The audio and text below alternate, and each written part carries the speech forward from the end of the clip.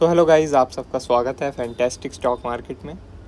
तो आज अगर हम लोग देखें तो पहले 1 घंटे तो हमें अच्छी खासी तेज़ी देखने को मिली। पहला 1 घंटा अच्छा खासा हमें तेज़ी देखने को मिली, लेकिन उसके बाद हम लोग क्या देखते हैं कि भाई मार्केट जो है बिल्कुल फ्लैट हो जाती है, बिल्कुल फ्लैट, और आखिरी में डे लो के आसपास क्लोजिंग आ जाती है। ठीक है, तो ये सब हुआ क्यों?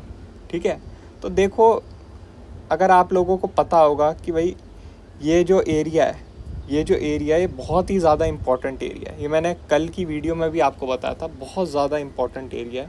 क्योंकि भाई जो वो एग्ज़िट पोल वाला दिन है, एग्ज़िट पोल वाला जो दिन है उसका हाई यहाँ के आसपास है। ठीक है, तो एग्ज़िट पोल वाला दिन इतना इम्पोर्टेंट क्यों है? क्योंकि देखो, एग्ज़िट पोल वाले दिन बहुत ही ज़्यादा वॉल्यूम में ट्रेडिंग हुई है, और जिस भी दिन बहुत ज़्यादा वॉल्यूम में ट्रेडिंग होती है उस दिन का जो हाई और उस दिन का जो लो है वो बहुत इंपॉर्टेंट रहता है। ठीक है, अब आप लोग बोलेंगे कि एग्ज़िट पोल वाला जो दिन था उसका हाई तो लगभग 23,330 के आसपास है। ठीक है, आज तो भाई 23,400 तक भी पहुंच गया।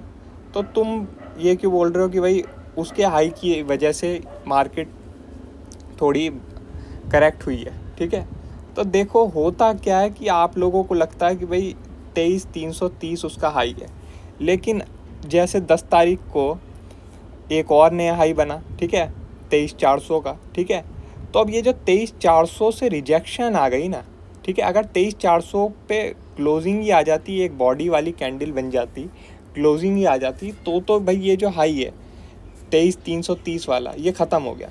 मगर क्योंकि भाई 23,400 तक गया, 23,400 तक गया लेकिन वापस नीचे बंद हो गया, तो इसका मतलब 23,400 पे भी सेलिंग हुई है। ठीक है, 23,400 पे भी सेलिंग हुई है। वैसे ही आज आप लोग देखें कि 23,400 से भी थोड़ा ऊपर गया लेकिन वापस नीचे आ गया, वापस नीचे आ गया। तो इसका मतलब क्या है कि लगातार सेलिंग होती जा रही है। क्लोजिंग एक बारी भी नहीं आई है ढंग की, क्लोजिंग एक बारी भी ढंग की नहीं आई। इसका मतलब सेलिंग प्रेशर कंटिन्यू है, सेलिंग प्रेशर कंटिन्यू है। ये जो एग्ज़िट पोल वाला सेलिंग प्रेशर है कंटिन्यू है। तो अभी वेट करना होगा जब तक कि कोई अच्छी खासी हमें 1-2 कैंडल ऊपर बंद होता हुआ ना दिखे, तभी हम फ्रेश लॉन्ग की पोजीशन बना सकते हैं।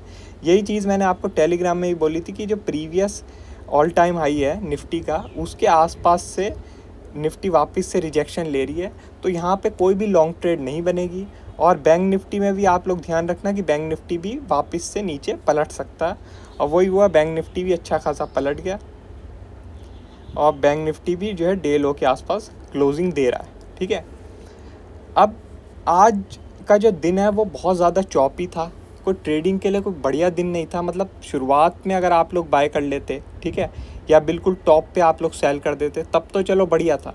मगर इन बिटवीन बहुत ही ज़्यादा चॉपी डे था, बहुत ही ज़्यादा चॉपी डे।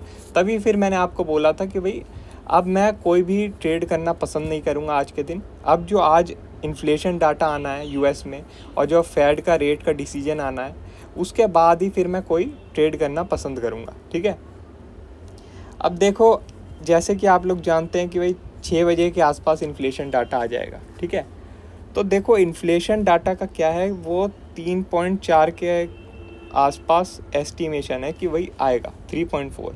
अब 3.4 मेरे हिसाब से थोड़ा ज़्यादा है, शायद से कमी आ जाए। ठीक है, थोड़ा कमी आ जाए तो वो हो सकता है मार्केट उसे पॉजिटिव ले ले, लेकिन उस चीज़ से कुछ होगा नहीं, क्योंकि रात में 11 बजे के आसपास फेड का रेट का डिसीजन भी है, तो वो भी बहुत ज़्यादा इम्पोर्टेंट रोल प्ले करेगा। और रेट डिसीजन में क्या है कि जो 5.5 अभी तक रेट चल रहा है वही रह सकता है। ठीक है, वही 5.5 रह सकता है, कोई रेट कट नहीं, कोई रेट बढ़ाना नहीं। ठीक है, अब कोई सरप्राइज़ दे दे फेड तो वो बात अलग है, या फिर कमेंट्री में कुछ और हॉकिश कमेंट्री कर दे या डोविश कमेंट्री कर दे तो बात अलग है। ठीक है, मगर रेट के हिसाब से यही एस्टिमेशन हो रही है कि 5.5 था, 5.5 ही रहेगा। ठीक है, तो मतलब कुछ खास तो नहीं लग रहा कि आज का जो है इवेंट में कुछ होने वाला है, मगर कमेंट्री हो सकता है इम्पोर्टेंट रहे। कमेंट्री में हो सकता है जो है फेड चेयरमैन कुछ बोल दें, तो उस हिसाब से मार्केट रिएक्शन ले ले। तो इसलिए बेटर यही है कि भाई ये सब इवेंट हो जाए, तभी फिर अपना कोई भी ट्रेड बनाई जाए। ठीक है, अब मैं आपको बता देता हूँ, अगर कोई बड़ा गैप अप हो जाता है, कल कोई बड़ा गैप अप हो जाता है, तो फिर वेट करना पहले 1 घंटा कम से कम। ठीक है, अब 1 घंटा सुन के लोगों को बुरा लगने लगता है, लेकिन आप लोग देख सकते हैं कि मार्केट ऊपर जाके भी नीचे आ जाती है। तो बेटर ये है कि आप 1 घंटा वेट कर लीजिए। फंसने से तो अच्छा यही है, पैसा लूज़ करने से तो अच्छा यही है, ठीक है। क्या पता भाई गैप अप हुआ वापस नीचे आ जाए, ठीक है। और अगर समझ लो गैप अप हुआ और वो सस्टेन कर गया तो आपको दिख ही रहा है कि भाई ये जो पूरी रेंज बनी हुई थी इसका ब्रेकआउट हो गया, तो भाई ऊपर की जर्नी और शुरू हो सकती है, ठीक है। तो सिंपल है, कोई भी अगर गैप अप होता है कल, ठीक है, और वो सस्टेन कर जाता है 1 घंटा, तो भाई हम बुलिश रहेंगे, ठीक है, डे लो के एसएल के साथ। मगर अगर वो सस्टेन नहीं करता, वापस से अंदर आ जाता है, तो भी ऐसा नहीं है कि हमें सेलिंग कर देनी है, हमें ये जो पूरी रेंज बनी हुई है इसके नीचे कोई भी 15-20 मिनट थोड़ा मार्केट को सस्टेन होने देना है। और लेवल कौन सा है ये? 49,700, ठीक है। 49,700 के नीचे कम से कम 15 से 20 मिनट मार्केट रहे, तभी कोई सेलिंग की ट्रेड बनेगी। और टारगेट 49,000 तक हम लोग बना सकते हैं, ठीक है। गैप डाउन के केस में भी मैं आपको बता देता हूँ कि अगर 49,700 के नीचे निकल गया तो फिर हम सेलिंग प्लान करेंगे और टारगेट अपना 49,000 तक रख सकते हैं, ठीक है। फ्लैट के केस में तो ये ऊपर का लेवल या नीचे का लेवल ब्रेक होने का वेट ही करना, क्योंकि ये बहुत ही ज़्यादा चॉपीनेस का जोन है, इसमें ट्रेड करोगे तो बहुत ही दिक्कत बनी रहेगी, ठीक है। निफ्टी के भी मैं कुछ इंपॉर्टेंट लेवल आपको बता देता हूँ। तो निफ्टी में देखो सबसे इम्पोर्टेंट लेवल तो भाई ये 22,400 का ही हो गया, ठीक है। 22 बोल रहा हूँ मैं, 23,400, ठीक है। 23,400 का हो गया सबसे इम्पोर्टेंट लेवल। इसके ऊपर कोई 15-20 मिनट सस्टेनेंस आप लोग देख लें तो भाई बुलिश ट्रेड ली जा सकती है, और नहीं होती तो फिर भाई अवॉइड ही करो, ठीक है। और सेलिंग कहाँ बनेगी? सेलिंग ये जो छोटी सी कैंडल है इसके लो के नीचे, जो कि है 22 बोल रहा हूँ मैं बार बार, 23,230, ठीक है, 23,230, ठीक है।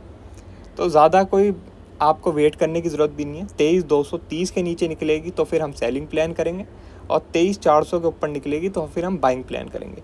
इन बिटवीन रहती है तो कुछ मत करो, कोई फ़ायदा नहीं है, फंसे हो गई और कुछ नहीं, ठीक है। बाकी और कोई अपडेट होगी मैं आपको टेलीग्राम में बता दूंगा। वीडियो अच्छी लगी हो तो लाइक कर देना, और चैनल पर नए हो तो सब्सक्राइब कर देना। आज के लिए बस इतना ही, थैंक यू।